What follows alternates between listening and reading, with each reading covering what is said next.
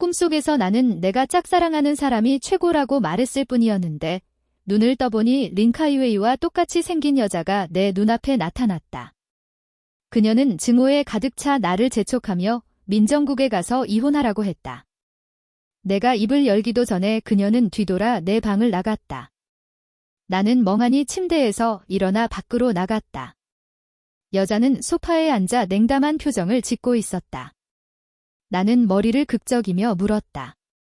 저기, 누구세요? 그리고 여기는 어디죠? 여자는 혐오스러운 눈빛으로 나를 쳐다보며 말했다. 지금 와서 이런 연극을 하는 게 무슨 의미가 있다고 생각해요? 나는 눈살을 찌푸리며 물었다. 연극이라니요? 도대체 당신은 누구예요? 눈앞의 여자는 매우 아름다웠고 내가 짝사랑하는 학교 퀸카 린카이웨이와 똑같이 생겼지만 마치 내가 그녀에게 비디라도 진 듯한 표정을 짓고 있어서 나도 조금 짜증이 났다. 여자는 고개를 돌리며 말했다. 나는 겨우 2시간 휴가를 냈어요. 빨리 가요.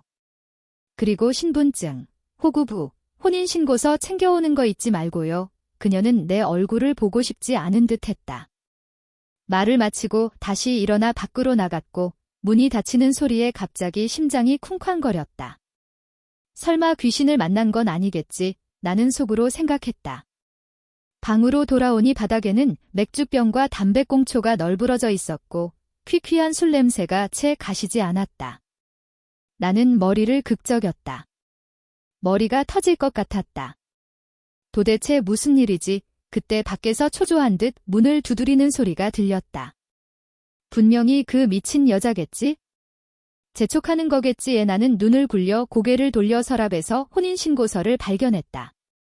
혼인신고서를 펼쳐보니 나는 깜짝 놀라 눈을 크게 떴다.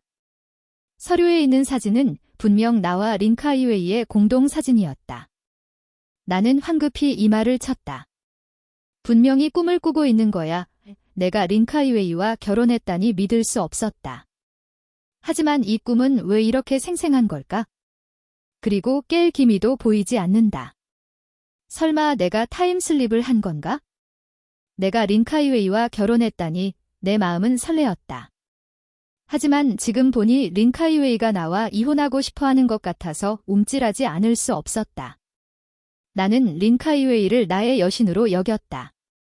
우연히 학교 운동장에서 만난 후 내 심장은 마치 날개 달린 큐피드의 화살에 맞은 것처럼 뛰었고 가장 큰 꿈은 린카이웨이를 쫓아 결혼하는 것이었다. 그런데 결혼하자마자 이혼이라니 내 머리에 문제가 생긴 건가? 꿈속이라도 안 돼. 나는 아직 린카이웨이와 그런 짓을 하지 않았어.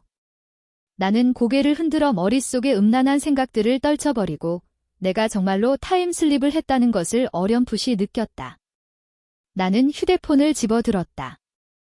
휴대폰에 표시된 날짜를 보고 나는 눈을 동그랗게 떴다. 2024년 10월 31일이라니. 벌써 10년이나 지난 건가? 나는 황급히 거울 앞으로 달려갔다. 거울 속에는 덥수룩한 턱수염과 맥주 배가 나온 내가 있었다.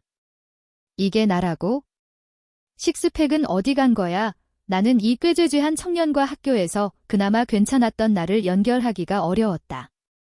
공부를 열심히 하는 스타일은 아니었지만 그렇다고 너무 막 살지도 않았다. 그리고 농구도 잘했었는데. 나는 내가 어떻게 린카이웨이와 결혼했는지도 모르고 왜 린카이웨이와 이혼할 정도로 사이가 틀어졌는지도 모른다.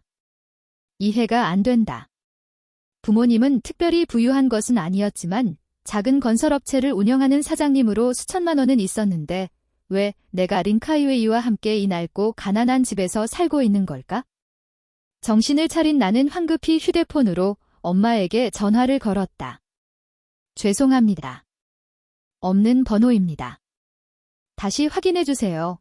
나는 낙담하여 다시 아빠에게 전화를 걸었지만 전화기에서는 여전히 같은 음성이 흘러나왔다. 내 마음속에는 격렬한 불안감이 솟아올랐다.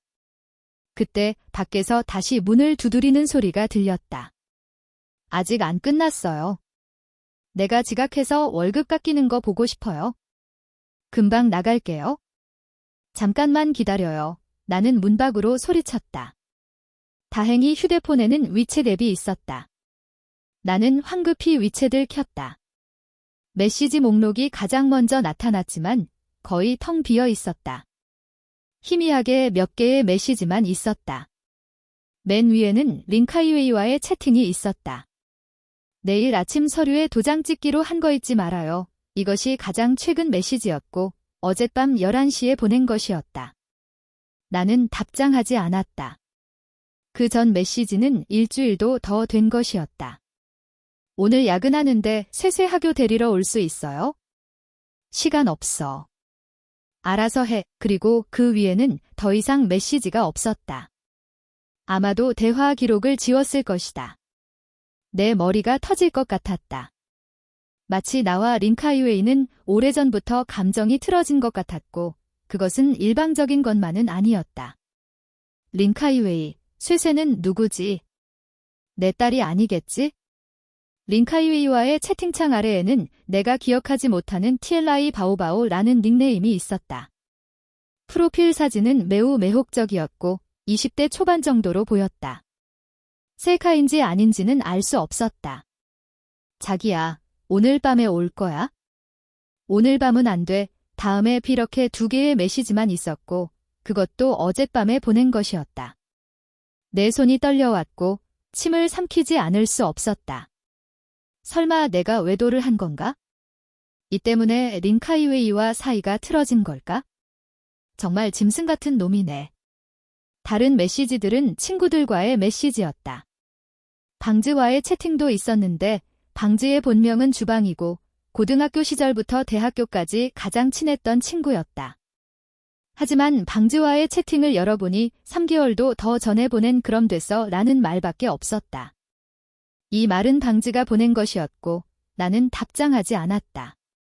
나머지는 중학교, 고등학교, 대학교 때 가장 친했던 친구들과의 메시지였다. 나는 얼굴을 찌푸렸다. 채팅창에는 모두 똑같은 메시지만 내가 보냈을 뿐이었다. 500위안만 빌려줘. 며칠 안에 갚을게 하지만 아무도 답장하지 않았다. 심지어 2명은 이미 삭제했다. 도대체 무슨 일이지? 내가 돈을 빌리다가 모두에게 외면당한 건가? 다른 이유를 생각해낼 수 없었다. 내가 돈을 빌려서 뭘 하려고 이렇게까지 빌린 거지? 나는 부모님이나 가족과의 채팅을 찾을 수 없었다. 전화번호부를 열어보니 겨우 10명 남짓밖에 없었다. 예전에는 200명이 넘었던 것 같은데 내가 다 지운 건가? 아니면 다른 사람들이 지운 건가? 다행히 부모님 번호는 아직 남아 있었다. 나는 엄마에게 문자를 보냈다. 왜 내 전화번호가 없는 번호가 됐어? 그리고 아빠에게도 똑같이 보냈다. 밖에서는 다시 문을 두드리는 소리가 들렸다. 아직 안 끝났어요. 내가 지각해서 월급 깎이는 거 보고 싶어요. 금방 나갈게요. 나는 어쩔 수 없이 대답하고 급하게 침대 끝에 던져져 있던 옷을 입었다. 땀과 담배 냄새가 코를 찔렀고 나는 구역질이 날 뻔했다. 급하게 옷을 벗어 옷장을 열어보니 안에는 거의 텅 비어 있었다. 다행히 깨끗한 반팔 셔츠 2벌이 남아 있었다. 나는 옷을 갈아입고 다시 휴대폰을 집어들었다. 부모님 모두 아직 답장이 없었다. 정말 이상했다. 나는 방을 나서면서 영상 통화를 걸었다. 밖에는 크지 않은 거실이 있었고 내가 서 있는 곳 맞은편에는 문이 하나 있었다. 화장실이 보였다. 나는 화장실로 들어가 세면대에 놓인 어린이용 칫솔과 치약을 보았다. 나는 내가 딸이 있다는 것을 확신했다. 그럼 내 딸은 어디에 있는 거지? 나는 어느 칫솔이 내 것인지도 몰랐고 청소할 기분도 아니었다. 수도꼭지를 틀어 물을 받아 입을 헹구고 손으로 물을 떠 얼굴에 몇 번 튕겼다. 어차피 다크서클이나 퀭한 얼굴은 씻어도 지워지지 않을 테니까. 영상통화는 자동으로 끊겼고 아무도 받지 않았다. 나는 다시 아빠에게 전화를 걸었지만 마찬가지였다. 린카이웨이는 밖에서 분명히 초조해하고 있을 것이다. 아직 안 끝났어요. 나는 어쩔 수 없이 밖으로 나갔다. 나는 행운을 빌며 방즈에게 문자를 보냈다. 잘 지내?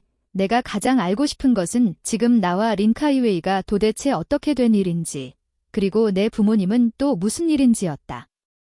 여기는 내 고향인 강연이다. 나는 휴대폰에서 날씨 정보를 확인했다. 방즈도 강연 사람이었다. 내 상황을 그는 분명히 알고 있을 것이다. 하지만 방즈는 답장하지 않았다.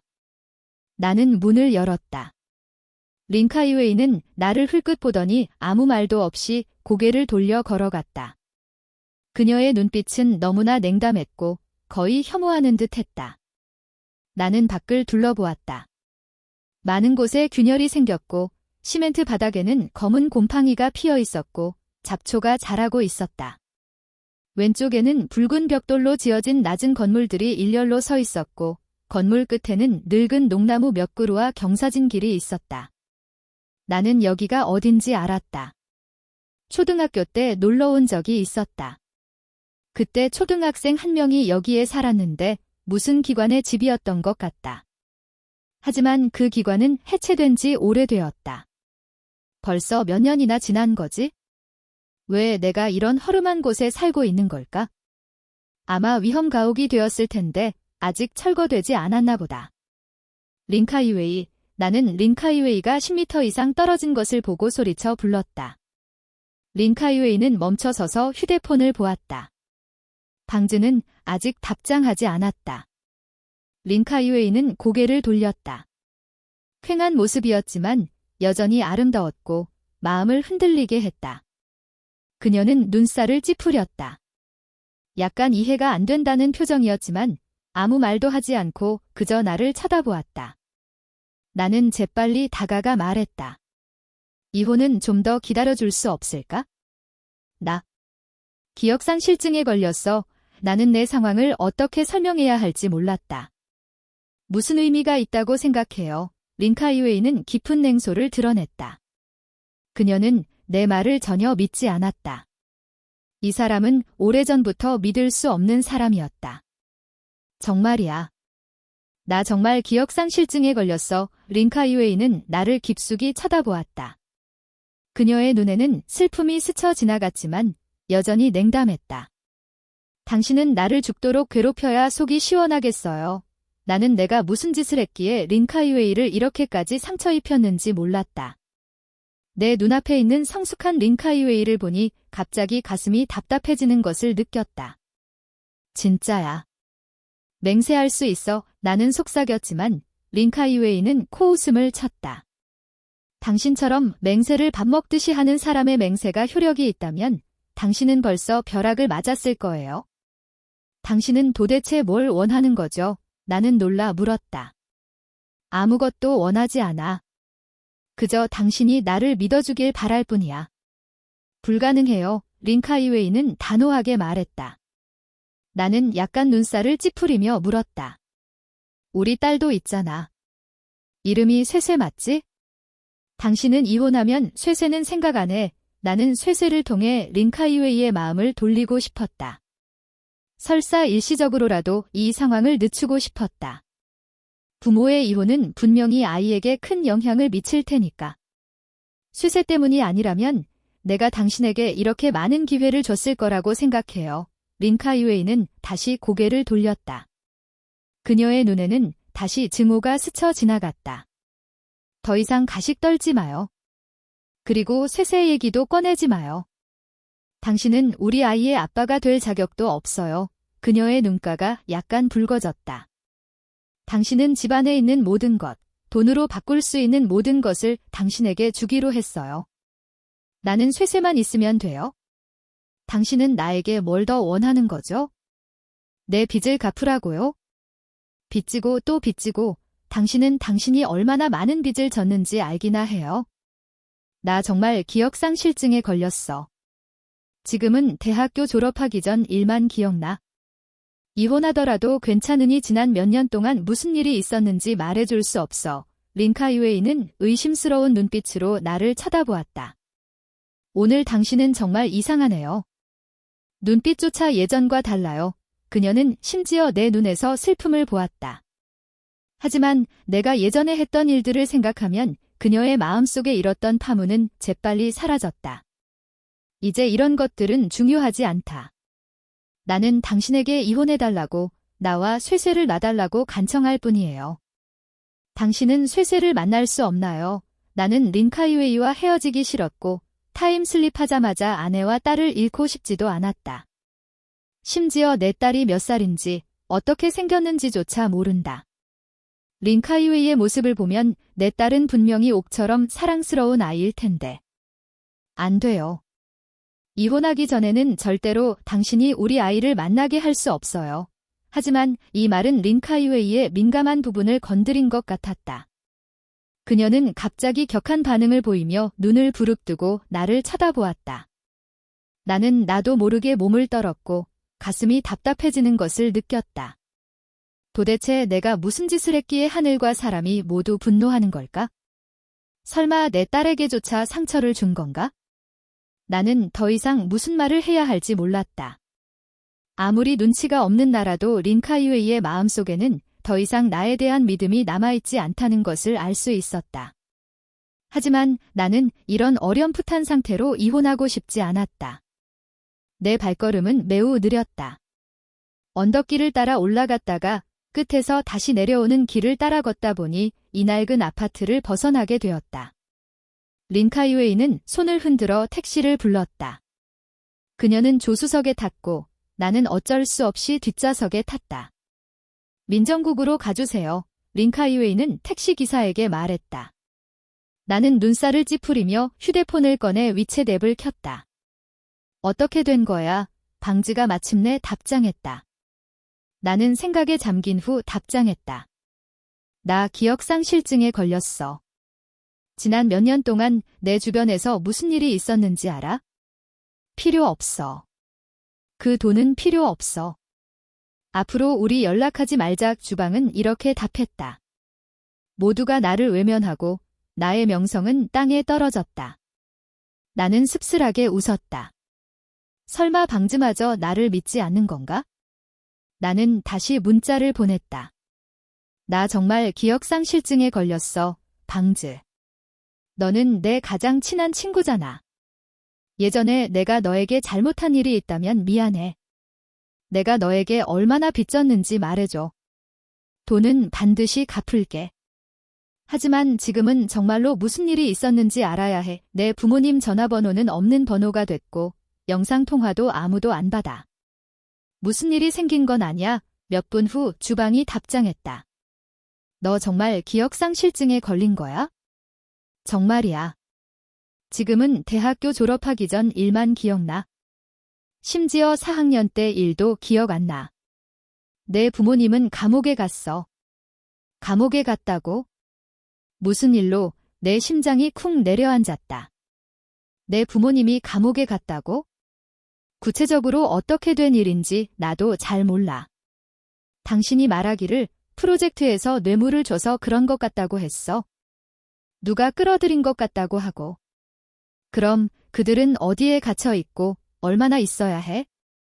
그리고 내 가족들은? 이건 나도 몰라. 그럼 너와 린카이웨이는 어떻게 된 거야? 내가 어떻게 그녀와 결혼했어? 왜 지금 그녀가 나를 데리고 이혼하러 가는 거지? 그때 민정국에 도착했다. 나는 당황했지만 린카이웨이가 차에서 내리는 것을 보고 나도 어쩔 수 없이 따라 내렸다. 린카이웨이는 민정국 건물 안으로 곧장 들어갔다. 나는 따라가면서 휴대폰을 보았다. 지금 어디야? 내가 너에게 갈게. 내 일은 몇 마디 말로 끝낼 수 있는 게 아니잖아. 형제는 형제니까 유나는 속으로 감탄했다. 하지만 지금 주방이 오는 것은 분명히 불편했다. 지금 나와 린카이웨이는 민정국에 있어? 곤란해. 주방은 단호하게 답했다. 그가 바쁜 것 같았다. 그러고 나서 음성 메시지를 보냈다. 대학교 때 내가 도둑 맞은 린카이웨이의 휴대폰을 되찾으려고 싸우다가 린카이웨이와 사귀게 됐어. 하지만 4학년 때 그녀가 임신해서 졸업하자마자 바로 결혼하고 아이를 낳았지? 원래 너희 부부는 우리 형제들 모두가 부러워하는 커플이었어. 그런데 몇 년 전 내 부모님에게 문제가 생기자 내가 폐인이 됐어. 매일 집에서 술만 마시고. 우리 모두가 널 말렸지만 소용없었어.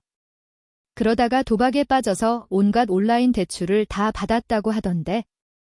우리 린카이웨이는 일하면서 널 먹여 살리고 쇠쇠까지 돌봐야 했어. 그런데 넌 술만 마시면 그녀와 쇠쇠를 폭행하고. 우리가 널 말리면 넌 우리에게 쌍욕을 퍼붓고. 그 후로 나도 너와 연락을 끊었어.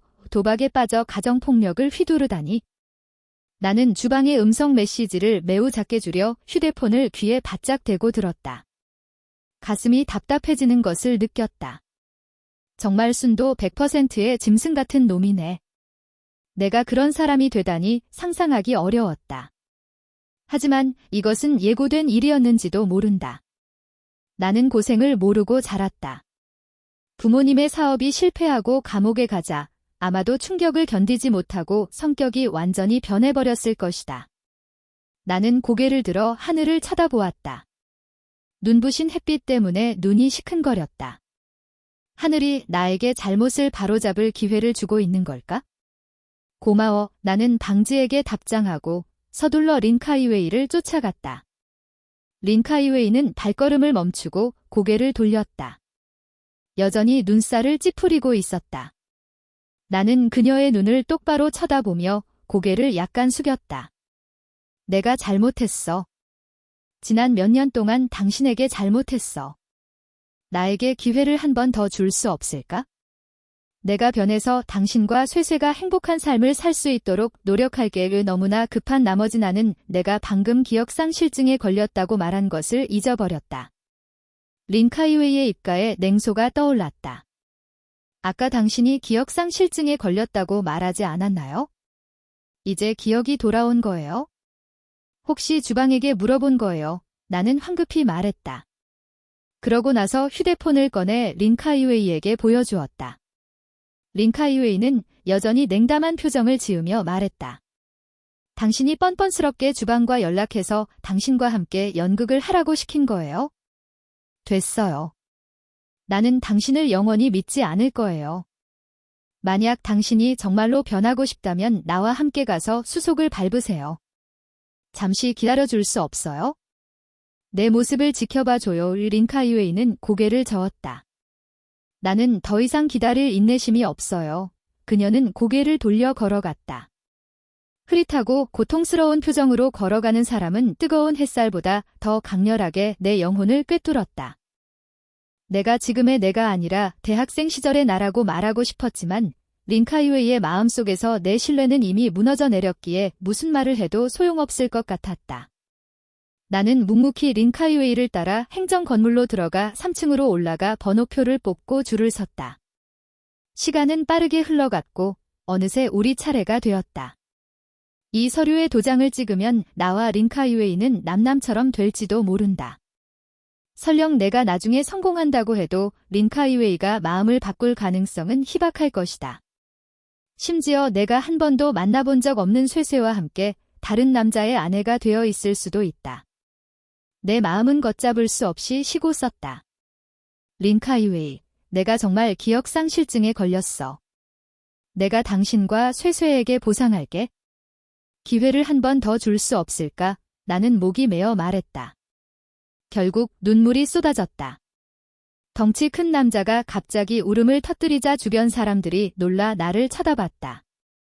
린카이웨이도 내가 사람들 앞에서 올 줄은 몰랐던 것 같다. 그녀는 내가 자존심이 강한 사람이라는 것을 알고 있었다. 그렇지 않았다면 집안에 문제가 생긴 후 방에 틀어박혀 나오지 않았을 것이다. 마침내 그녀도 약간 감동한 듯 했다. 그만해요. 우리 좋게 헤어져요. 그녀는 내가 정말로 기억상실증에 걸렸다고, 적어도 진심으로 후회하고 있다고 믿는 듯 했다. 어쨌든 예전에 그녀를 얼마나 달래고 속였던 사람들 앞에서 운 적은 없었다. 하지만 이것으로 무엇을 바꿀 수 있을까? 가족에게는 밥과 옷, 쌀과 돈이 필요하다. 설령 그녀가 나와 이혼하지 않는다고 해도 삶은 계속될 수 없다. 그녀는 너무 오랫동안 너무나 지쳐 있었다. 밖에서 수군거리는 소리가 들렸지만 무슨 말을 하는지는 잘 들리지 않았다. 린카이웨이는 잠시 망설이다가 말했다. 우리가 서로에게 조금이라도 체면을 세워주도록 해요. 나는 정말 지쳤어요. 와 그녀는 여전히 마음을 바꾸지 않았다. 나는 눈물을 닦아내고 조용히 있었다. 나는 내가 무엇을 해야 할지 몰랐다. 린카이웨이 앞에 무릎을 꿇을까? 그렇게 한다고 해서 무슨 소용이 있을까? 린카이웨이는 이미 마음을 굳혔고 내가 그녀에게 너무나 깊은 상처를 주었기 때문이다. 사실 나는 내 미래를 보지 못했고 나중에 린카이웨이와 쇠쇠에게 무엇을 해줄 수 있을지도 확신할 수 없었다. 나는 고개를 숙이고 몇 초 동안 침묵하다가 고개를 들었다. 이혼한 후에 나에게 시간을 더 줄 수 없을까? 당장 재혼하지 말아줘. 린카이웨이의 눈빛은 복잡했다. 그녀는 나에게 그런 것들은 이제 아무 의미가 없다라고 말하고 싶었다. 이곳을 떠나면 그녀는 더 이상 나와 재결합할 수 없을 것이다. 하지만 결국 차마 그럴 수 없었다. 그녀가 긍정적인 대답을 하려고 망설이는 바로 그때 그녀의 휴대폰이 갑자기 울렸다. 전화를 받자 그녀의 표정은 빠르게 굳어졌다. 죄송해요. 지금 돌아갈게요. 전화기 너머에서는 계속해서 그녀를 질책하고 있었다. 알았어요. 지금 바로 돌아갈게요. 말을 마치고 그녀는 전화를 끊고 나를 보며 말했다. 급한 일이 생겼어요. 오후에 다시 연락할게요. 말을 마치고 그녀는 서둘러 엘리베이터 쪽으로 걸어갔다. 나는 린카이웨이의 가냘픈 뒷모습을 바라보며 눈을 깜빡였다. 일단 이혼은 보류된 건가? 정신을 차린 나는 황급히 린카이웨이를 쫓아갔다. 무슨 일이야? 린카이웨이는 차갑게 입을 열었다. 당신과는 상관없어요. 나는 감히 아무 말도 하지 못하고 묵묵히 행정 건물 밖으로 나왔다. 린카이웨이는 택시를 잡아타고 떠났고 나는 그저 바라보며 무거운 한숨을 내쉴 수밖에 없었다. 이혼이 오후로 연기되기는 했지만 큰 의미는 없을 것 같았다. 나는 휴대폰을 꺼내 주방에게 문자를 보냈다. 방즈, 지금 시간 있어? 민정국 앞에 있는데 와서 이야기 좀 들어줄 수 있어? 지금 너무 혼란스러워서 뭘 해야 할지 모르겠어. 주방의 답장은 간결했다. 나는 휴대폰을 집어넣고 길가 화단 옆에 주저앉아 멍하니 하늘만 바라보았다. 10분 정도 지났을까? 갑자기 눈앞에 담배 한 개비가 나타났다. 나는 약간 놀란 표정으로 고개를 들었다. 방즈는 키가 크지 않았지만 예전보다 살이 많이 찌고 나이가 들어 보였다. 그의 얼굴에는 더 이상 예전의 순수함은 찾아볼 수 없었다. 나 담배 안 피는데. 나는 어색하게 웃으며 말했다. 주방은 잠시 멈칫하더니 담배를 입에 물고 내 옆에 앉았다. 이제야 내가 정말 기억상실증에 걸렸다는 걸 믿겠다. 무슨 일이야? 왜 갑자기 기억상실증에 걸린 거야? 나는 어깨를 으쓱하며 씁쓸하게 웃었다. 나도 몰라. 일어나 보니 그렇게 됐어? 방즈, 지난 몇 년 동안 내가 끔찍한 짓을 많이 저질렀지. 주방은 깊이 숨을 들이쉬며 부정하지 않았다. 나는 문득 주방이 SH 배달 유니폼을 입고 전기 자전거를 타고 왔다는 것을 알아차렸다. 너 왜 그래? 왜 배달을 하고 있는 거야? 나는 의아하게 물었다. 주방의 집은 예전에 우리 집처럼 부유하지는 않았지만 가족이 강연 도매시장에서 콩을 판매하고 있었고 오랫동안 사업을 해왔기에 형편이 괜찮았다. 예전에 주방은 대학 1학년을 마치기도 전에 집으로 돌아가 가업을 이을 준비를 하고 있었는데 왜 갑자기 배달을 하고 있는 걸까? 주방은 입술을 비틀며 눈빛에 쓴맛이 스쳐 지나갔다. 할 일이 없어서 배달이나 하는 거지? 내가 가족을 대신해서 하는 건 아니지만 나는 가족을 대신한다는 말을 하려다가 지난 몇 년 동안 무슨 일이 있었는지 몰랐기에 주방의 집안에도 변고가 있었을지도 모른다는 생각이 들었다. 주방은 내가 무슨 말을 하려는지 뻔히 안다는 듯 한숨을 쉬며 말했다. 우리 집도 은행에 압류당했어. 부모님은 이혼했고 지금은 이걸로 겨우 먹고 살고 있어. 나는 무슨 말을 해야 할지 몰랐다. 그저 지금 괜찮아 라고 물을 수밖에 없었다. 주방은 웃으며 말했다. 하루하루 살아가는 거지? 빚이 좀 있긴 하지만 천천히 갚으면 돼. 죽을 정도는 아니니까 말을 듣고 나는 입을 열었다. 너도 빚이 있어? 그럼 내가 너한테 얼마를 빚졌어? 8만 위안 정도 되는데 됐어. 그건 옛날 빚이고 앞으로 다시 꺼내지 말자. 지금은 내가 나보다 더 끔찍하잖아. 말을 마치고 문득 뭔가 생각난 듯 웃으며 말했다. 너 기억상실증에 걸렸지?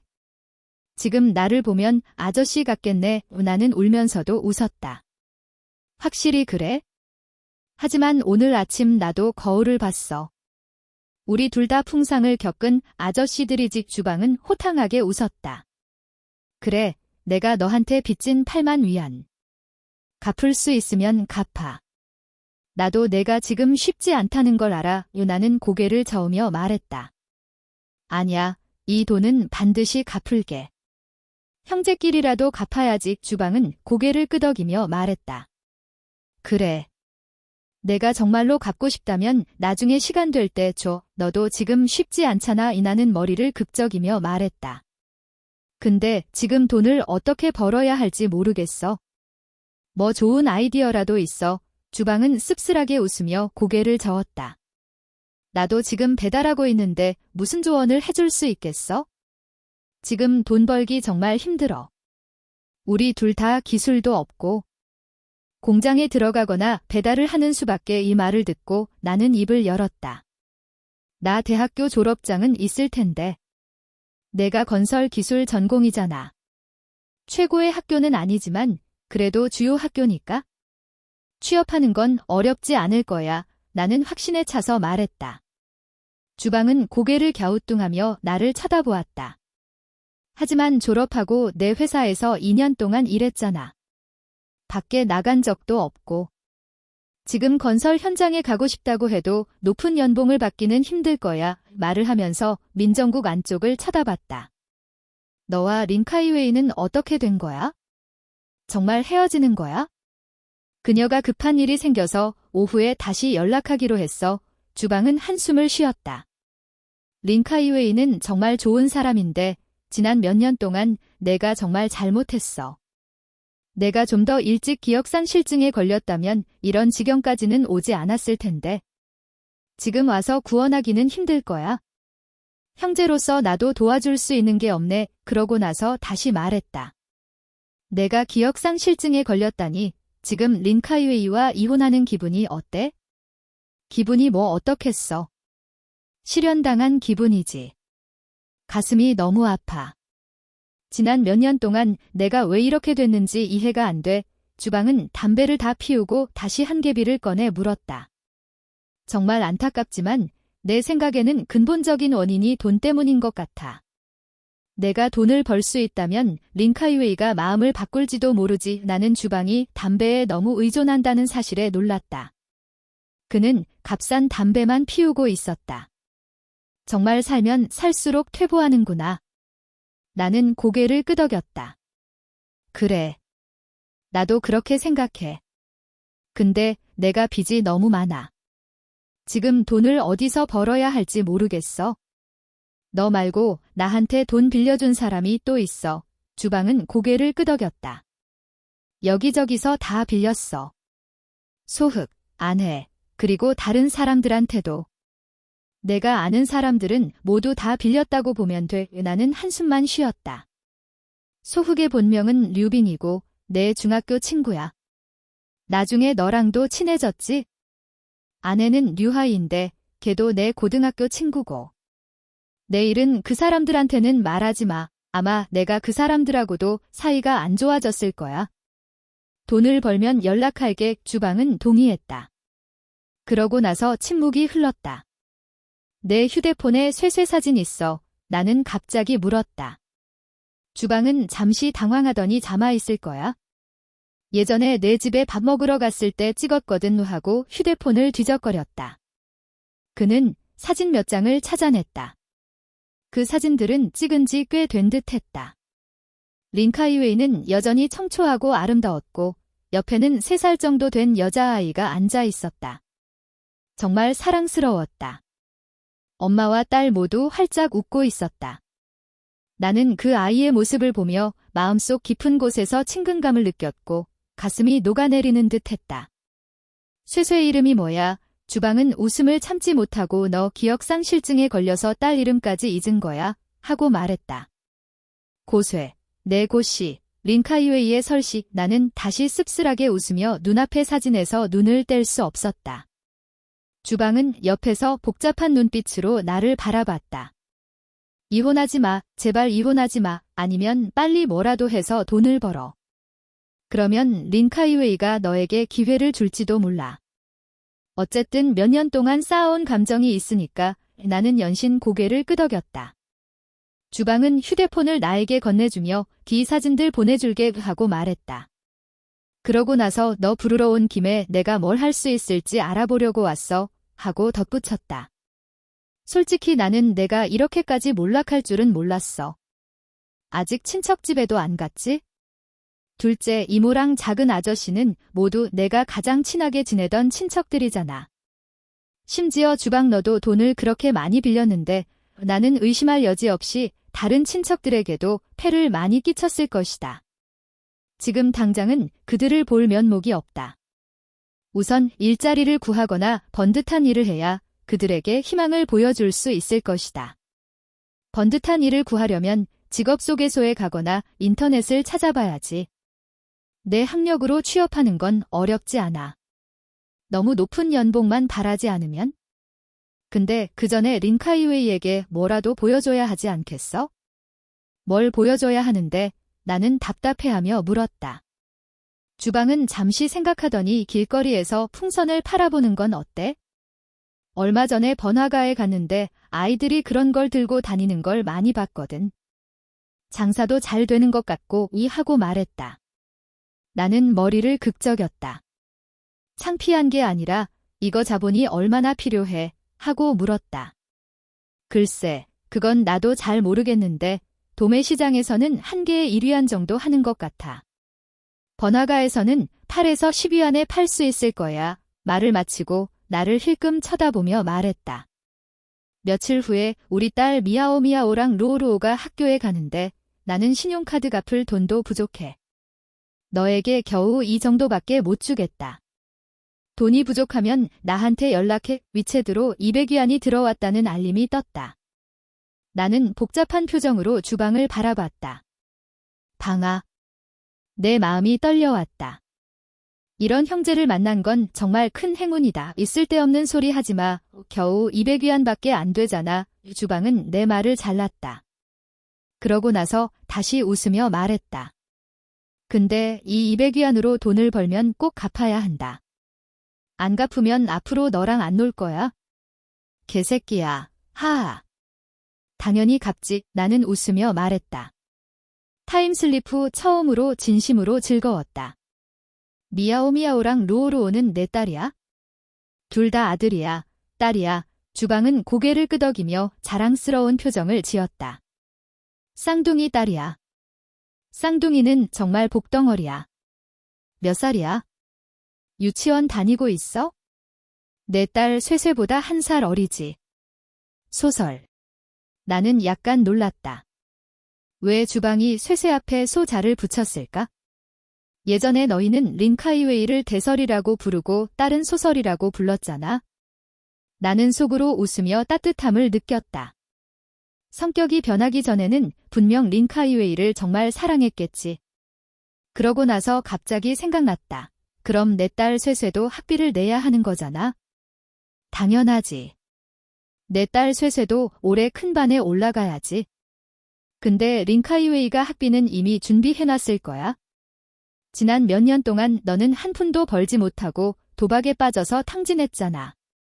집안 살림은 모두 그녀가 알아서 했으니까 나는 머리를 세게 극적였다.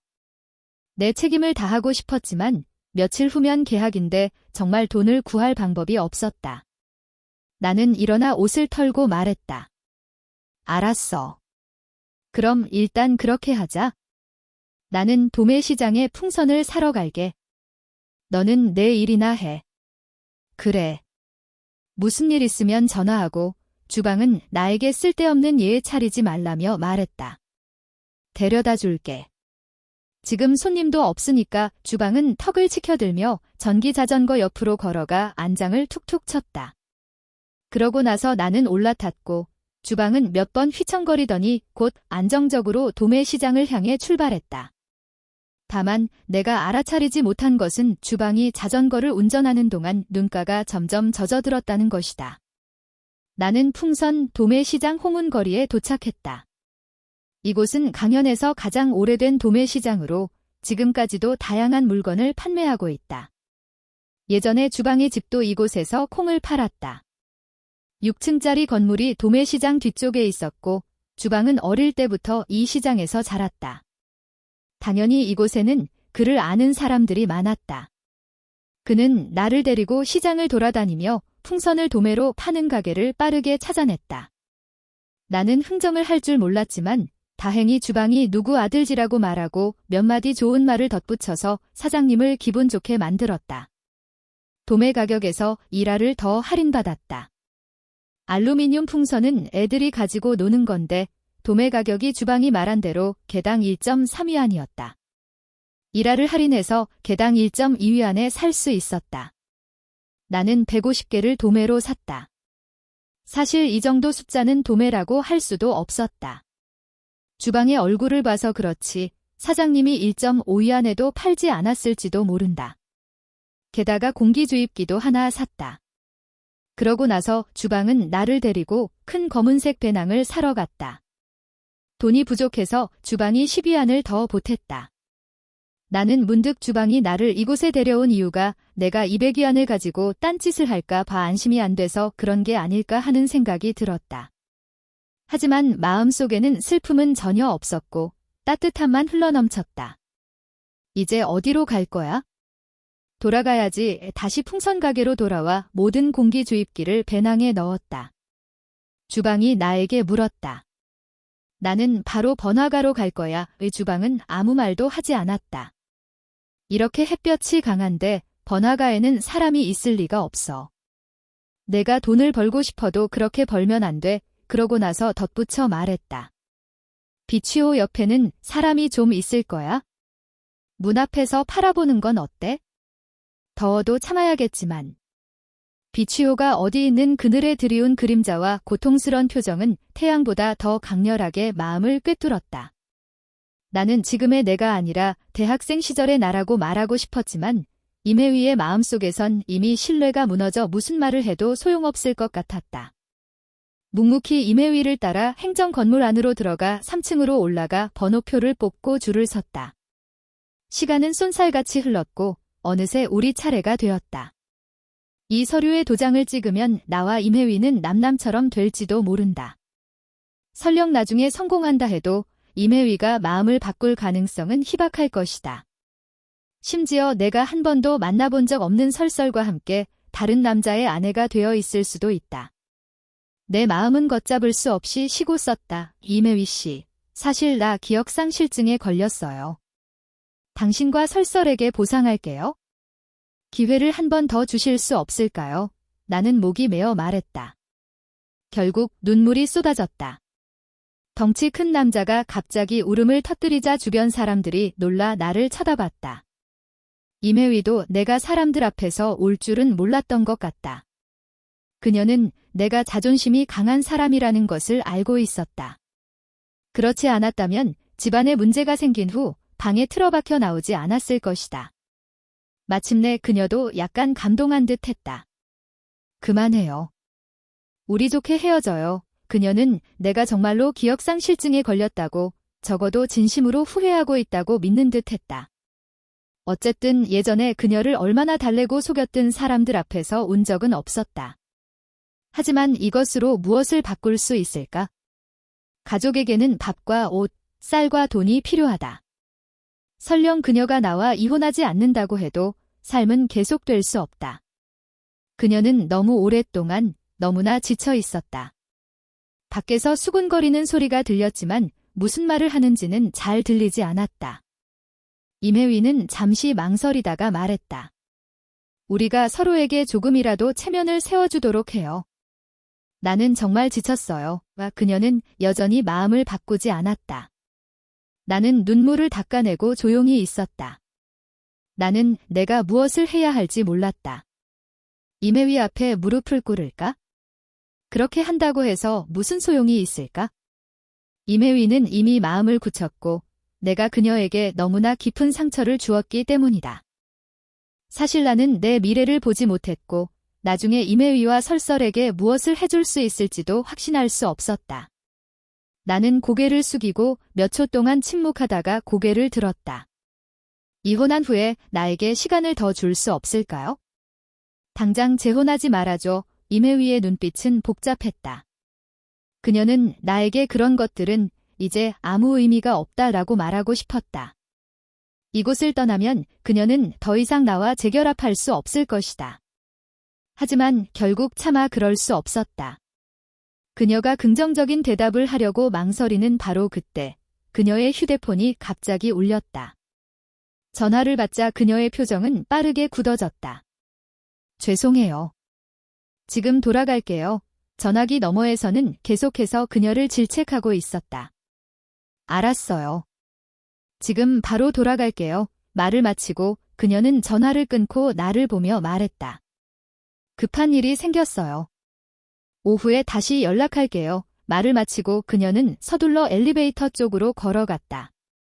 나는 임혜위의 가냘픈 뒷모습을 바라보며 눈을 깜빡였다. 일단 이혼은 보류된 건가? 정신을 차린 나는 황급히 임혜위를 쫓아갔다. 무슨 일이야? 임혜위는 차갑게 입을 열었다. 당신과는 상관없어요. 나는 감히 아무 말도 하지 못하고 묵묵히 행정 건물 밖으로 나왔다. 임혜위는 택시를 잡아타고 떠났고 나는 그저 바라보며 무거운 한숨을 내쉴 수밖에 없었다. 이혼이 오후로 연기되기는 했지만 큰 의미는 없을 것 같았다. 나는 휴대폰을 꺼내 주병에게 문자를 보냈다. 주병아, 지금 시간 있어? 민정국 앞에 있는데 와서 이야기 좀 들어줄 수 있어?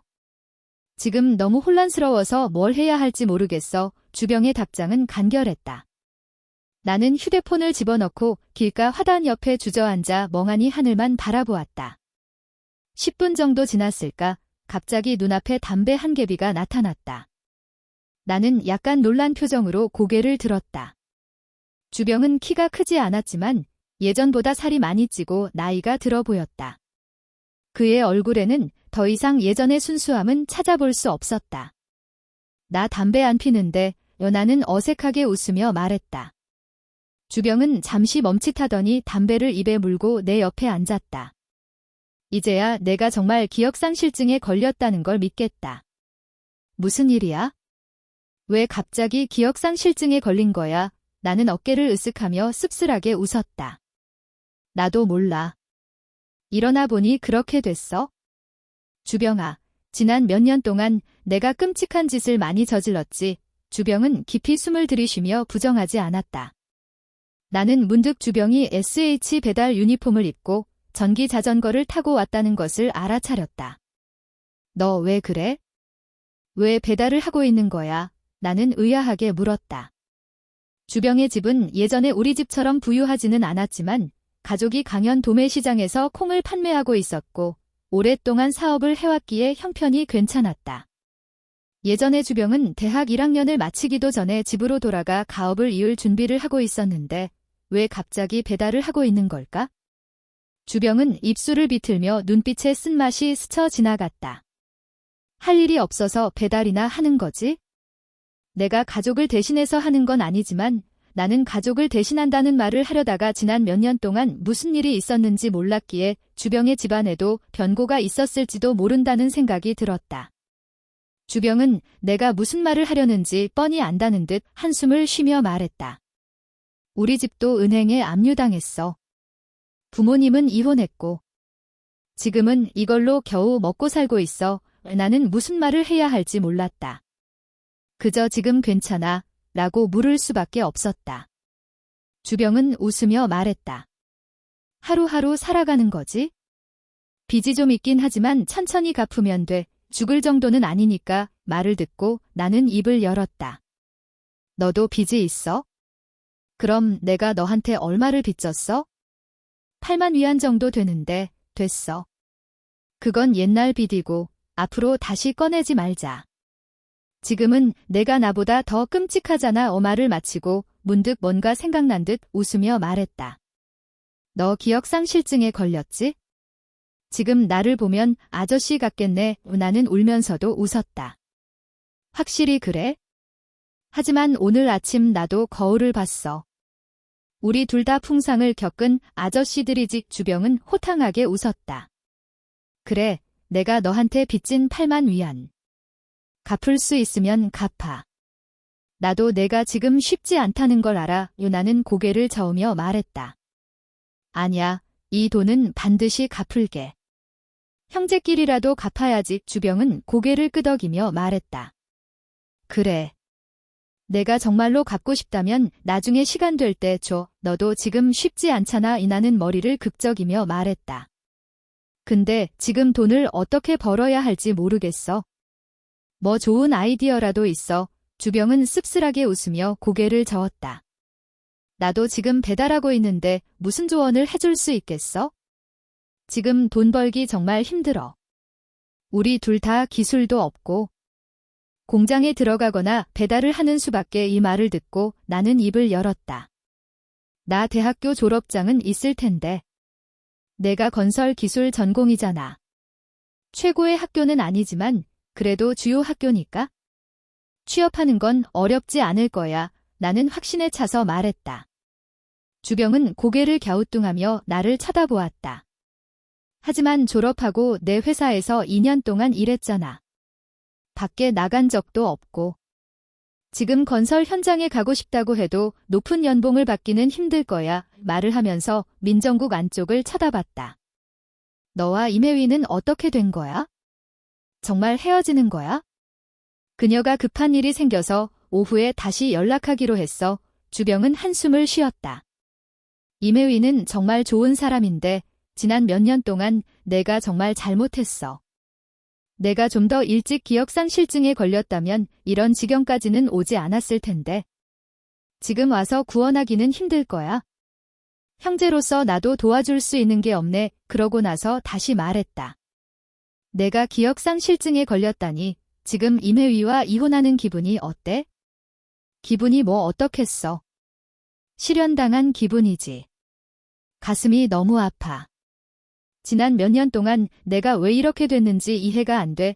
주병은 담배를 다 피우고 다시 한 개비를 꺼내 물었다. 정말 안타깝지만 내 생각에는 근본적인 원인이 돈 때문인 것 같아. 내가 돈을 벌 수 있다면 임혜위가 마음을 바꿀지도 모르지. 나는 주병이 담배에 너무 의존한다는 사실에 놀랐다. 그는 값싼 담배만 피우고 있었다. 정말 살면 살수록 퇴보하는구나. 나는 고개를 끄덕였다. 그래. 나도 그렇게 생각해. 근데 내가 빚이 너무 많아. 지금 돈을 어디서 벌어야 할지 모르겠어. 너 말고 나한테 돈 빌려준 사람이 또 있어. 주병은 고개를 끄덕였다. 여기저기서 다 빌렸어. 소흑, 아내, 그리고 다른 사람들한테도. 내가 아는 사람들은 모두 다 빌렸다고 보면 돼. 나는 한숨만 쉬었다. 소흑의 본명은 유빈이고 내 중학교 친구야. 나중에 너랑도 친해졌지? 아내는 유혜인데 걔도 내 고등학교 친구고. 내일은 그 사람들한테는 말하지 마. 아마 내가 그 사람들하고도 사이가 안 좋아졌을 거야. 돈을 벌면 연락할게. 주병은 동의했다. 그러고 나서 침묵이 흘렀다. 내 휴대폰에 설설 사진 있어. 나는 갑자기 물었다. 주병은 잠시 당황하더니 담아있을 거야. 예전에 내 집에 밥 먹으러 갔을 때 찍었거든 하고 휴대폰을 뒤적거렸다. 그는 사진 몇 장을 찾아냈다. 그 사진들은 찍은 지 꽤 된 듯 했다. 임혜위는 여전히 청초하고 아름다웠고 옆에는 3살 정도 된 여자아이가 앉아 있었다. 정말 사랑스러웠다. 엄마와 딸 모두 활짝 웃고 있었다. 나는 그 아이의 모습을 보며 마음속 깊은 곳에서 친근감을 느꼈고 가슴이 녹아내리는 듯 했다. 설설 이름이 뭐야? 주병은 웃음을 참지 못하고 너 기억상실증에 걸려서 딸 이름까지 잊은 거야? 하고 말했다.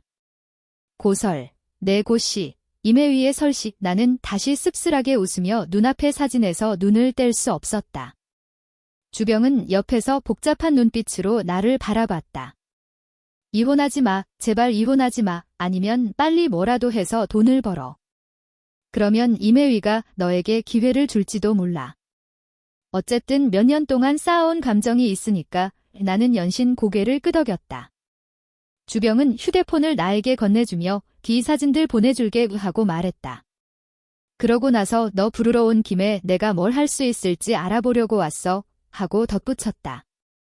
솔직히 나는 내가 이렇게까지 몰락할 줄은 몰랐어.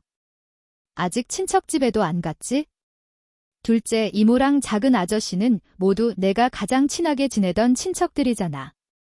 심지어 주병 너도 돈을 그렇게 많이 빌렸는데 나는 의심할 여지 없이 다른 친척들에게도 폐를 많이 끼쳤을 것이다.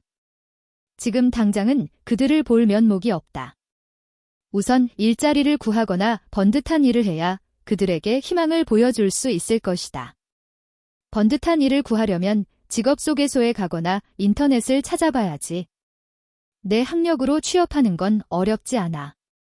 너무 높은 연봉만 바라지 않으면? 근데 그 전에 임혜위에게 뭐라도 보여줘야 하지 않겠어? 뭘 보여줘야 하는데 나는 답답해하며 물었다. 주병은 잠시 생각하더니 길거리에서 풍선을 팔아보는 건 어때? 얼마 전에 번화가에 갔는데 아이들이 그런 걸 들고 다니는 걸 많이 봤거든. 장사도 잘 되는 것 같고 하고 말했다. 나는 머리를 극적였다. 창피한 게 아니라 이거 자본이 얼마나 필요해 하고 물었다. 글쎄, 그건 나도 잘 모르겠는데 도매시장에서는 한 개에 1위안 정도 하는 것 같아. 번화가에서는 8에서 10위안에 팔 수 있을 거야. 말을 마치고 나를 힐끔 쳐다보며 말했다. 며칠 후에 우리 딸 묘묘랑 낙나기가 학교에 가는데 나는 신용카드 갚을 돈도 부족해. 너에게 겨우 이 정도밖에 못 주겠다. 돈이 부족하면 나한테 연락해. 위챗으로 200위안이 들어왔다는 알림이 떴다. 나는 복잡한 표정으로 주병을 바라봤다. 주병아. 내 마음이 떨려왔다. 이런 형제를 만난 건 정말 큰 행운이다. 있을데없는 소리 하지 마. 겨우 200위안밖에 안 되잖아. 주병은 내 말을 잘랐다. 그러고 나서 다시 웃으며 말했다. 근데 이 200위안으로 돈을 벌면 꼭 갚아야 한다. 안 갚으면 앞으로 너랑 안 놀 거야. 개새끼야. 하하. 당연히 갚지. 나는 웃으며 말했다. 타임슬립 후 처음으로 진심으로 즐거웠다. 묘묘랑 낙나기는 내 딸이야? 둘 다 아들이야. 딸이야. 주병은 고개를 끄덕이며 자랑스러운 표정을 지었다. 쌍둥이 딸이야. 쌍둥이는 정말 복덩어리야. 몇 살이야? 유치원 다니고 있어? 내 딸 설설보다 1살 어리지. 소설. 나는 약간 놀랐다. 왜 주병이 설설 앞에 소자를 붙였을까? 예전에 너희는 임혜위를 대설이라고 부르고 딸은 소설이라고 불렀잖아. 나는 속으로 웃으며 따뜻함을 느꼈다. 성격이 변하기 전에는 분명 임혜위를 정말 사랑했겠지. 그러고 나서 갑자기 생각났다. 그럼 내 딸 설설도 학비를 내야 하는 거잖아. 당연하지. 내 딸 설설도 올해 큰 반에 올라가야지. 근데 임혜위가 학비는 이미 준비해놨을 거야. 지난 몇 년 동안 너는 한 푼도 벌지 못하고 도박에 빠져서 탕진했잖아. 집안 살림은 모두 그녀가 알아서 했으니까 나는 머리를 세게 극적였다. 내 책임을 다하고 싶었지만 며칠 후면 개학인데 정말 돈을 구할 방법이 없었다. 나는 일어나 옷을 털고 말했다. 알았어. 그럼 일단 그렇게 하자. 나는 도매시장에 풍선을 사러 갈게. 너는 내 일이나 해. 그래. 무슨 일 있으면 전화하고. 주병은 나에게 쓸데없는 예에 차리지 말라며 말했다. 데려다 줄게. 지금 손님도 없으니까. 주병은 턱을 치켜들며 전기자전거 옆으로 걸어가 안장을 툭툭 쳤다. 그러고 나서 나는 올라탔고 주병은 몇 번 휘청거리더니 곧 안정적으로 도매시장을 향해 출발했다. 다만 내가 알아차리지 못한 것은 주병이 자전거를 운전하는 동안 눈가가 점점 젖어들었다는 것이다. 나는 풍선 도매시장 홍은거리에 도착했다. 이곳은 강연에서 가장 오래된 도매시장으로 지금까지도 다양한 물건을 판매하고 있다. 예전에 주병의 집도 이곳에서 콩을 팔았다.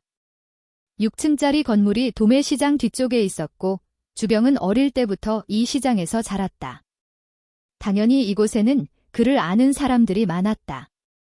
그는 나를 데리고 시장을 돌아다니며 풍선을 도매로 파는 가게를 빠르게 찾아냈다. 나는 흥정을 할 줄 몰랐지만 다행히 주병이 누구 아들지라고 말하고 몇 마디 좋은 말을 덧붙여서 사장님을 기분 좋게 만들었다. 도매 가격에서 1화를 더 할인받았다. 알루미늄 풍선은 애들이 가지고 노는 건데 도매 가격이 주병이 말한 대로 개당 1.3위안이었다. 1화를 할인해서 개당 1.2위안에 살 수 있었다. 나는 150개를 도매로 샀다. 사실 이 정도 숫자는 도매라고 할 수도 없었다. 주병의 얼굴을 봐서 그렇지 사장님이 1.5위안에도 팔지 않았을지도 모른다. 게다가 공기주입기도 하나 샀다. 그러고 나서 주병은 나를 데리고 큰 검은색 배낭을 사러 갔다. 돈이 부족해서 주병이 10위안을 더 보탰다. 나는 문득 주병이 나를 이곳에 데려온 이유가 내가 200위안을 가지고 딴짓을 할까 봐 안심이 안 돼서 그런 게 아닐까 하는 생각이 들었다. 하지만 마음속에는 슬픔은 전혀 없었고 따뜻함만 흘러넘쳤다. 이제 어디로 갈 거야? 돌아가야지. 다시 풍선 가게로 돌아와 모든 공기주입기를 배낭에 넣었다. 주병이 나에게 물었다.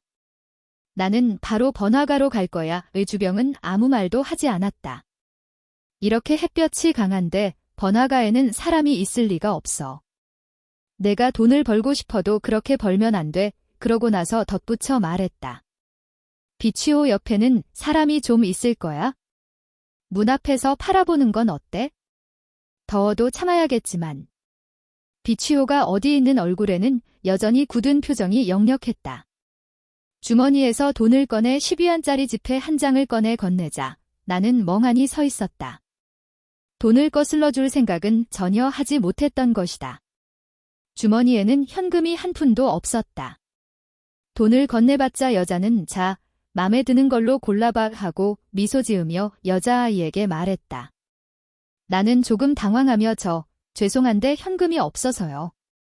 혹시 위챗페이로 결제해도 될까요? 하고 물었다. 여자는 눈살을 찌푸리며 위챗페이 안 써요 하고 말했다. 나는 옆에 있는 밀크티 가게를 바라보며 그럼 저기 가서 잔돈으로 바꿔올게요. 잠깐만 기다려주시겠어요? 하고 말한 뒤 여자의 손에서 돈을 받아 여자아이에게 미소 지으며 착한 아가씨, 맘에 드는 거 골라봐. 손가락에 묶어두는 게 제일 좋을 거야. 안 그럼 나라가 버릴 수도 있으니까 하고 말한 뒤 서둘러 밀크티 가게 안으로 들어갔다. 몇 걸음 채 걷기도 전에 뒤에서 여자의 외침 소리가 들렸다. 뒤돌아보니 가방에 묶어둔 풍선 10여 개와 배낭이 함께 날아오르고 있었다. 여자는 당황한 듯 손을 뻗어 잡으려 했지만 역부족이었다. 나는 황급히 뛰어올라 배낭을 잡아내렸다. 갑자기 눈물이 핑 돌았다. 솔직히 살면서 이렇게 창피한 일은 처음 겪어봤고 이렇게 당황스러운 적도 없었다. 그렇다고 울 정도는 아니었지만 쑥스러운 듯 얼굴을 붉히며 죄송해요. 죄송해요. 잠깐만 잡아주세요 하고 말하며 배낭을 바닥에 내려놓았다. 여자는 조금 짜증이 난 듯 했지만 내 눈이 붉어진 것을 보고는 언짢은 기색을 거두고 고개를 끄덕이며 발로 배낭을 밟아 눌렀다. 나는 목을대를 꿀꺽 삼키며 입술을 살짝 떨다가 몸을 돌려 밀크티 가게 안으로 들어갔다. 할머니, 이 핑크색 돌고래 풍선 사줘요. 여자아이는 핑크색 돌고래 풍선을 가리키며 올려다보며 여자에게 말했다. 그래. 가게 아줌마가 곧 가져다 줄 거야. 여자는 미소 지으며 다시 내 뒷모습을 바라봤다. 젊은 사람이 밖에서 자판을 벌인 사람은 적지 않았지만 그녀는 나 같은 사람은 본 적이 없었다. 젊은 나이에 밖에서 풍선을 팔고 있는 것도 그렇지만 아까 보니 눈가도 붉어져 있었다. 무슨 사정이 있는 건지는 알 수 없지만 그녀가 할 수 있는 일은 더운 날씨에 몇 분 더 기다려주는 것뿐이었다. 그렇지 않았다면 아까 아이를 데리고 그냥 갔을지도 모른다. 안녕하세요. 혹시 12원 잔돈으로 바꿔주실 수 있나요? 나는 밀크티 가게 안으로 들어가 잔뜩 풀이 죽은 채 계산대에 서 있는 직원에게 말했다. 계산대 직원은 쉴 새 없이 손을 움직이는 젊은 여자아이였다. 내 말을 듣고는 잠시 당황하며 12원 잔돈이요? 요즘에 12원이 잔돈인가요? 하고 말했다. 너무 바빠서 정신이 없었지만 내 눈빛을 보고는 왠지 마음이 약해졌다. 마치 이 남자의 눈에는 슬픔이 가득 담겨 있는 것 같았다. 결국 그녀는 어색하게 웃으며 금전 등록기를 열어 1위안짜리 지폐 10장을 꺼내 내게 건넸다. 나는 12원짜리 지폐를 여자아이의 손에 쥐어주며 고마워요. 정말 고마워요 하고 말했다. 뒤에 줄 서 있던 사람들은 이상한 눈빛으로 나를 쳐다봤다. 돈을 바꾸러 온 것 때문이 아니라 내게서 왠지 모를 궁핍함이 느껴졌기 때문일 것이다. 한 여자아이는 역겹다는 듯 코를 막았다. 내 몸에서 나는 땀 냄새가 너무 심해서 혐오스러웠던 것이다. 그런 일에 신경 쓸 정신도 없었다. 나는 서둘러 밀크티 가게 밖으로 달려나갔다. 더운 날씨에 기다리게 해서 죄송해요. 나는 그늘로 돌아와 미안한 듯 웃으며 여자에게 말하고 2위안을 건넸다. 그러고는 여자아이를 바라보며 아가씨, 풍선 골랐니? 하고 물었다. 여자아이는 작은 목소리로 돌고래 풍선욕하고 대답했다. 나는 발로 짐을 누른 채 서둘러 핑크색 돌고래 풍선을 풀어 여자아이에게 건네주며 못 박아 묶어줄게 하고 말했다. 여자아이는 눈을 깜빡였다. 마치 눈앞의 오빠가 너무 늙었다고 생각하는 것 같았다. 나는 조심스럽게 돌고래 풍선을 여자아이 손가락에 묶어주었다. 여자는 여자아이의 손을 잡고 떠나갔다. 첫 거래가 성사되자 나도 모르게 안도의 한숨을 내쉬었다. 시간이 정말 빨리 흐르네. 그늘에 서 있었지만 땀으로 흠뻑 젖어 있었다. 옷이 젖었다 말랐다를 몇 번이나 반복했는지 모른다. 다행히 2시간 넘게 팔아서 풍선 8개를 팔았다. 점심시간이 되자 쇼핑센터를 드나드는 사람이 많아졌다. 배에서 꼬르륵 소리가 났다. 일어나자마자 임혜위를 따라 행정건물로 갔다가 지금까지 아침도 못 먹었다. 사실 위가 벌써부터 요동치고 있었지만 빵이라도 사 먹으면 몇 위안, 심지어 10여 위안이 넘게 든다는 생각에 주저됐다. 국수 한 그릇도 10여 위안이 넘는다. 예전에는 이렇게까지 꼼꼼하게 따져본 적이 없었다. 나는 배고픔을 참는 게 낫다고 생각했다. 저녁에 먹으면 되니까? 속으로 그렇게 생각했다. 풍선 8개 중 3개는 8위안에, 1개는 7위안에 팔아서 미천을 제외하고 61.4위안을 벌었다. 이렇게 계산하면 하루에 300위안을 벌 수 있다는 희망이 생긴다. 어쨌든 저녁에는 사람이 더 많을 테니까.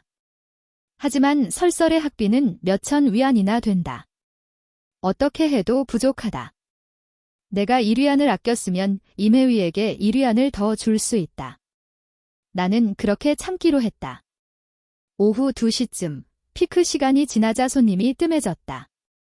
임혜위에게 전화가 왔다. 휴대폰에 자네라고 뜬 글자를 보자 마음이 불안하고 망설여졌다. 전화를 받아야 할까, 말아야 할까? 망설이는 동안 임혜위가 전화를 끊었다. 그러고 나서 곧바로 다시 전화가 왔다. 나는 이를 악물고 전화를 받았다. 더 이상 피하고 싶지 않았다. 시간 있어요. 임혜위의 차가운 목소리가 전화기 너머로 들려왔다. 나는 입을 열었지만 목소리가 잘 나오지 않았다. 아무리 애원해도 임혜위와 이혼하지 않겠다고 다짐했지만 임혜위는 내 작은 목소리를 듣지 못한 것 같았다. 회사에 급한 일이 생겨서 늦게 퇴근해야 할 것 같아요. 설설을 데리러 갈 수 있어요. 나는 조금 얼떨떨해하며 어머니께서 돌아가셔서 잠깐 다녀오셨대요. 당신이 시간이 되면 설설을 데리러 가라고 하셨어요. 하고 말했다. 시간 있어. 시간 있어. 바쁘면 그렇게 해. 마음속으로는 기쁨을 감출 수 없었다. 임혜위가 바빠서 설설을 데리러 오라고 부탁하다니. 사실 임혜위에게 오늘 이혼하러 안 가는 거죠? 하고 묻고 싶었지만 너무 눈치가 없는 질문이라는 생각이 들었다. 그럼 지금 데리러 갈게요. 나는 머리를 극적이며 말했다. 어머니 집이 어디인지 기억이 안 나요. 시어머니 댁이 어디인지 기억이 안 날 뿐만 아니라 시어머니가 어떻게 생겼는지조차 기억이 안 났다. 임혜위는 잠시 침묵했다. 아마 내가 정말 기억상실증에 걸렸다고 생각하는 것 같았다. 그렇지 않다면 이렇게까지 연기할 리가 없을 것이다. 어쨌든 그녀는 오늘 오후 이혼 이야기는 꺼내지 않았다. 물론 이번에는 내가 이렇게 순순히 동의할 줄 몰라서 놀랐을 수도 있다. 예전에는 정말 아무 일에도 관심이 없었다. 이제 와서 고치려고 하니 너무 늦었다. 게다가 내 성격상 며칠 지나면 다시 원래대로 돌아갈지도 모른다. 임혜위는 속으로 한숨을 쉬며 주소랑 전화번호 문자로 보내줄게요 하고 말했다. 말을 마치고 그녀는 전화를 끊었다. 나는 재빨리 그녀에게서 온 위챗 메시지를 확인했다. 바로 공기를 빼고 풍선을 정리하고 기쁜 마음으로 설설을 데리러 갈 준비를 했다. 설설과 만날 생각에 한 번도 만나본 적 없는 시어머니를 만날 생각에 마음이 설레고 불안했지만 흥분과 기대감이 더 컸다. 배낭을 메고 출발하려는데 다시 밀크티 가게가 눈에 들어왔다.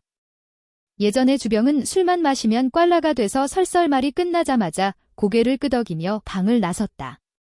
문 앞에서 뒤돌아보며 화장실 안 써요 하고 물었다. 임혜위는 멍하니 있다가 고개를 끄덕였다. 나는 방으로 돌아가 깨끗한 옷을 꺼내 욕실로 들어가 냉수 샤워를 했다. 꽤 빨리 씻고 나와 손으로 갈아입은 옷 2벌을 빨았다. 집에 세탁기가 없는 것도 아니었지만 옷에서 땀 냄새가 너무 심해서 임혜위가 싫어할까 봐 그랬던 것이다. 옷을 밖에 널자 임혜위가 방에서 나왔다. 그녀는 가볍게 화장을 하고 흰색 천신발을 신고 있었다. 쭉 뻗은 하얀 다리가 눈부셨다. 임혜위와 결혼한 건 전생에 덕을 쌓은 덕분인데 나는 그걸 소중히 여기지 못했다.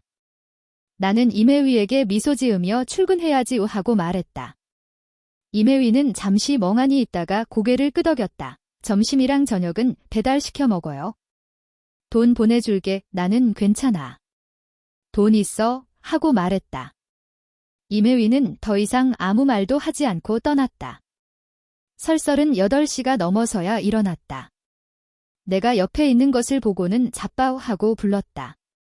나는 연신 고개를 끄덕이며 웃었다. 우리 딸, 늦잠 꾸러기 일어났어. 설설은 고개를 갸우뚱하며 엄마는? 하고 물었다. 엄마는 오늘 회사에 야근하러 갔어. 설설의 눈빛이 약간 흐려졌다.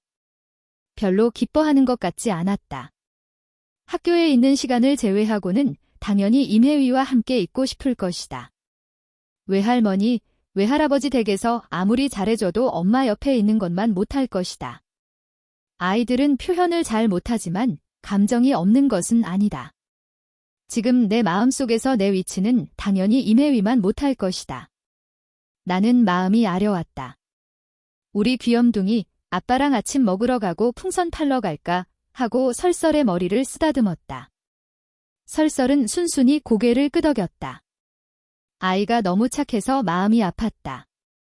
나는 설설이 세수를 하는 것을 도와줘야 할 줄 알았지만 설설은 능숙하게 혼자 치약을 짜서 이를 닦고 세수를 했다. 향수까지 뿌렸다. 다만 머리 묶는 법은 몰랐다. 설설은 화장대 앞에 서서 고개를 돌려 아빠, 머리 묶어줄 수 있어요? 하고 물었다. 정말 난감했다. 머리 묶는 법을 어떻게 알겠어? 10분이 넘게 낑낑댄 끝에 겨우 배낭을 메고 설설과 함께 집 밖으로 나섰다. 설설의 머리는 묶었지만 엉망진창이었다. 아파트 단지 밖으로 나오자마자 빵 가게가 하나 있었다.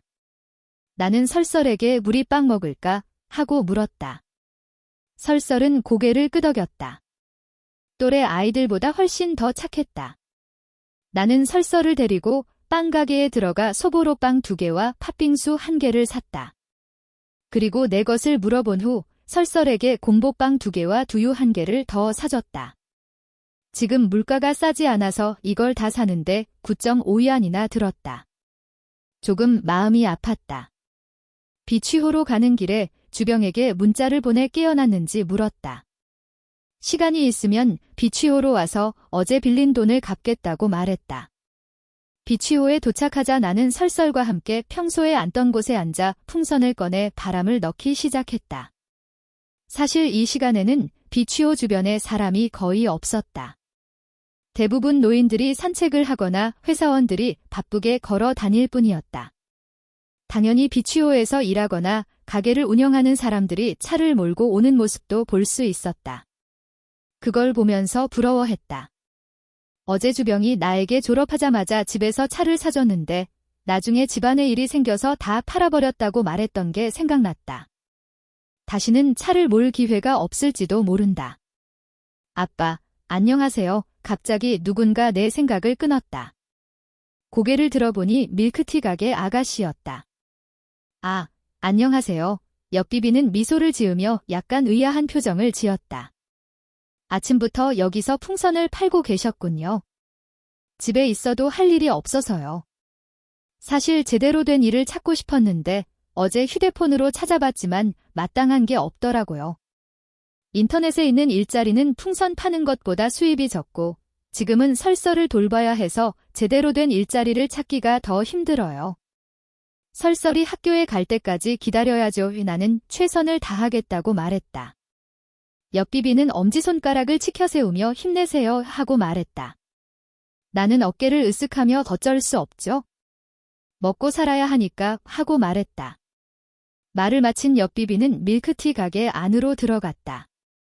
설설은 왠지 옆비비를 별로 좋아하지 않는 것 같았지만 나는 별로 신경 쓰지 않고 설설이 내성적인 성격이라고 생각했다.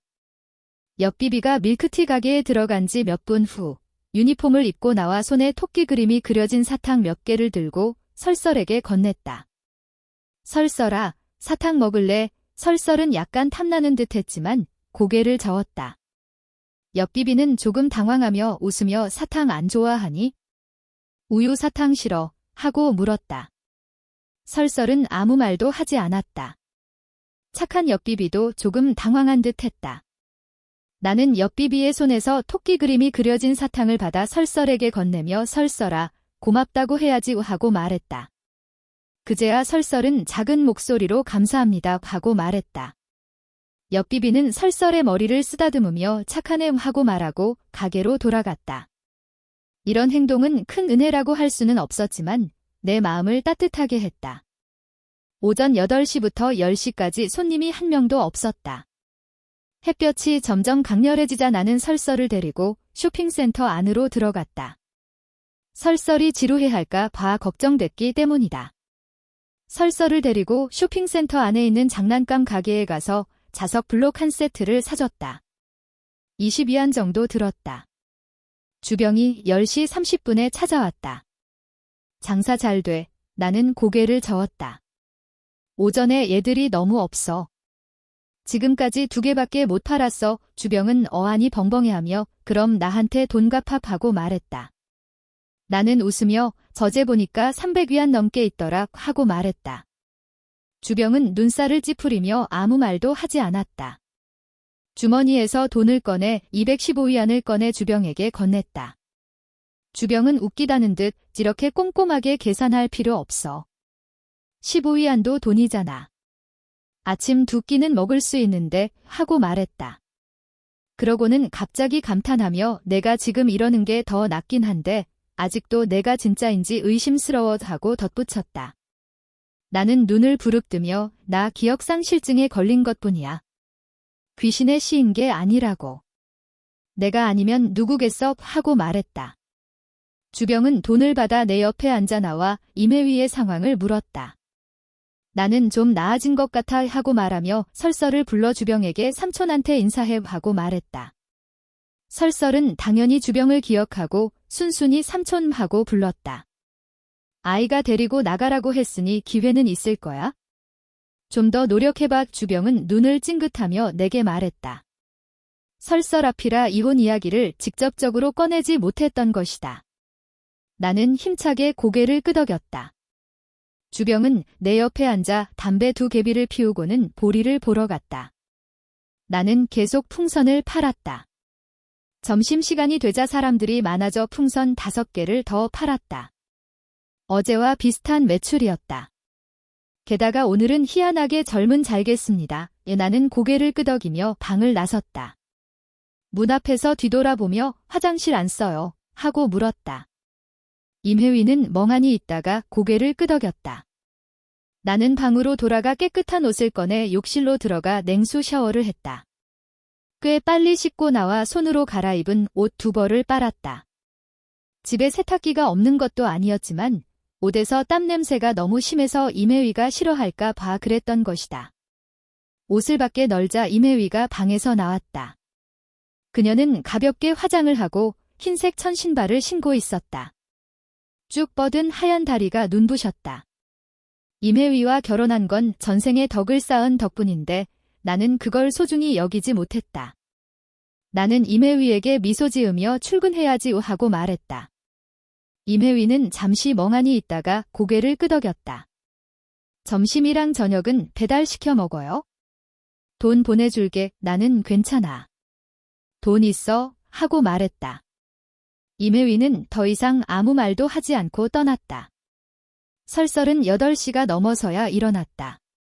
내가 옆에 있는 것을 보고는 자빠우 하고 불렀다. 나는 연신 고개를 끄덕이며 웃었다. 우리 딸, 늦잠꾸러기 일어났어. 설설은 고개를 갸우뚱하며 엄마는? 하고 물었다. 엄마는 오늘 회사에 야근하러 갔어. 설설의 눈빛이 약간 흐려졌다. 별로 기뻐하는 것 같지 않았다. 학교에 있는 시간을 제외하고는 당연히 임혜위와 함께 있고 싶을 것이다. 외할머니, 외할아버지 댁에서 아무리 잘해줘도 엄마 옆에 있는 것만 못할 것이다.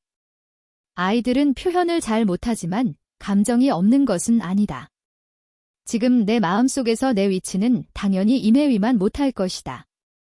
나는 마음이 아려왔다. 우리 귀염둥이 아빠랑 아침 먹으러 가고 풍선 팔러 갈까 하고 설설의 머리를 쓰다듬었다. 설설은 순순히 고개를 끄덕였다. 아이가 너무 착해서 마음이 아팠다. 나는 설설이 세수를 하는 것을 도와줘야 할 줄 알았지만 설설은 능숙하게 혼자 치약을 짜서 이를 닦고 세수를 했다. 향수까지 뿌렸다. 다만 머리 묶는 법은 몰랐다. 설설은 화장대 앞에 서서 고개를 돌려 아빠, 머리 묶어줄 수 있어요? 하고 물었다. 정말 난감했다. 머리 묶는 법을 어떻게 알겠어? 10분이 넘게 낑낑댄 끝에 겨우 배낭을 메고 설설과 함께 집 밖으로 나섰다. 설설의 머리는 묶었지만 엉망진창이었다. 아파트 단지 밖으로 나오자마자 빵 가게가 하나 있었다. 나는 설설에게 우리 빵 먹을까? 하고 물었다. 설설은 고개를 끄덕였다. 또래 아이들보다 훨씬 더 착했다. 나는 설설을 데리고 빵 가게에 들어가 소보로빵 2개와 팥빙수 1개를 샀다. 그리고 내 것을 물어본 후 설설에게 공보빵 2개와 두유 1개를 더 사줬다. 지금 물가가 싸지 않아서 이걸 다 사는데 9.5위안이나 들었다. 조금 마음이 아팠다. 비취호로 가는 길에 주병에게 문자를 보내 깨어났는지 물었다. 시간이 있으면 비취호로 와서 어제 빌린 돈을 갚겠다고 말했다. 비취호에 도착하자 나는 설설과 함께 평소에 앉던 곳에 앉아 풍선을 꺼내 바람을 넣기 시작했다. 사실 이 시간에는 비취호 주변에 사람이 거의 없었다. 대부분 노인들이 산책을 하거나 회사원들이 바쁘게 걸어 다닐 뿐이었다. 당연히 비취호에서 일하거나 가게를 운영하는 사람들이 차를 몰고 오는 모습도 볼 수 있었다. 그걸 보면서 부러워했다. 어제 주병이 나에게 졸업하자마자 집에서 차를 사줬는데 나중에 집안에 일이 생겨서 다 팔아버렸다고 말했던 게 생각났다. 다시는 차를 몰 기회가 없을지도 모른다. 아빠, 안녕하세요. 갑자기 누군가 내 생각을 끊었다. 고개를 들어보니 밀크티 가게 아가씨였다. 아, 안녕하세요. 옆비비는 미소를 지으며 약간 의아한 표정을 지었다. 아침부터 여기서 풍선을 팔고 계셨군요. 집에 있어도 할 일이 없어서요. 사실 제대로 된 일을 찾고 싶었는데 어제 휴대폰으로 찾아봤지만 마땅한 게 없더라고요. 인터넷에 있는 일자리는 풍선 파는 것보다 수입이 적고 지금은 설설을 돌봐야 해서 제대로 된 일자리를 찾기가 더 힘들어요. 설설이 학교에 갈 때까지 기다려야죠. 나는 최선을 다하겠다고 말했다. 옆비비는 엄지손가락을 치켜세우며 힘내세요 하고 말했다. 나는 어깨를 으쓱하며 어쩔 수 없죠. 먹고 살아야 하니까 하고 말했다. 말을 마친 옆비비는 밀크티 가게 안으로 들어갔다. 설설은 왠지 옆비비를 별로 좋아하지 않는 것 같았지만 나는 별로 신경 쓰지 않고 설설이 내성적인 성격이라고 생각했다. 옆비비가 밀크티 가게에 들어간 지 몇 분 후 유니폼을 입고 나와 손에 토끼 그림이 그려진 사탕 몇 개를 들고 설설에게 건넸다. 설설아, 사탕 먹을래? 설설은 약간 탐나는 듯 했지만 고개를 저었다. 옆비비는 조금 당황하며 웃으며 사탕 안 좋아하니? 우유 사탕 싫어 하고 물었다. 설설은 아무 말도 하지 않았다. 착한 옆비비도 조금 당황한 듯 했다. 나는 옆비비의 손에서 토끼 그림이 그려진 사탕을 받아 설설에게 건네며 설설아, 고맙다고 해야지 하고 말했다. 그제야 설설은 작은 목소리로 감사합니다 하고 말했다. 옆비비는 설설의 머리를 쓰다듬으며 착하네 하고 말하고 가게로 돌아갔다. 이런 행동은 큰 은혜라고 할 수는 없었지만 내 마음을 따뜻하게 했다. 오전 8시부터 10시까지 손님이 한 명도 없었다. 햇볕이 점점 강렬해지자 나는 설설을 데리고 쇼핑센터 안으로 들어갔다. 설설이 지루해할까 봐 걱정됐기 때문이다. 설설을 데리고 쇼핑센터 안에 있는 장난감 가게에 가서 자석 블록 한 세트를 사줬다. 20위안 정도 들었다. 주병이 10시 30분에 찾아왔다. 장사 잘 돼. 나는 고개를 저었다. 오전에 얘들이 너무 없어. 지금까지 2개밖에 못 팔았어. 주병은 어안이 벙벙해하며 그럼 나한테 돈 갚아하고 말했다. 나는 웃으며 저제 보니까 300위안 넘게 있더라 하고 말했다. 주병은 눈살을 찌푸리며 아무 말도 하지 않았다. 주머니에서 돈을 꺼내 215위안을 꺼내 주병에게 건넸다. 주병은 웃기다는 듯 이렇게 꼼꼼하게 계산할 필요 없어. 15위안도 돈이잖아. 아침 2끼는 먹을 수 있는데 하고 말했다. 그러고는 갑자기 감탄하며 내가 지금 이러는 게 더 낫긴 한데 아직도 내가 진짜인지 의심스러워 하고 덧붙였다. 나는 눈을 부릅뜨며 나 기억상실증에 걸린 것뿐이야. 귀신의 시인 게 아니라고. 내가 아니면 누구겠어 하고 말했다. 주병은 돈을 받아 내 옆에 앉아 나와 임혜위의 상황을 물었다. 나는 좀 나아진 것 같아 하고 말하며 설설을 불러 주병에게 삼촌한테 인사해 하고 말했다. 설설은 당연히 주병을 기억하고 순순히 삼촌 하고 불렀다. 아이가 데리고 나가라고 했으니 기회는 있을 거야? 좀 더 노력해봐. 주병은 눈을 찡긋하며 내게 말했다. 설설 앞이라 이혼 이야기를 직접적으로 꺼내지 못했던 것이다. 나는 힘차게 고개를 끄덕였다. 주병은 내 옆에 앉아 담배 2개비를 피우고는 보리를 보러 갔다. 나는 계속 풍선을 팔았다. 점심시간이 되자 사람들이 많아져 풍선 5개를 더 팔았다. 어제와 비슷한 매출이었다. 게다가 오늘은 희한하게 젊은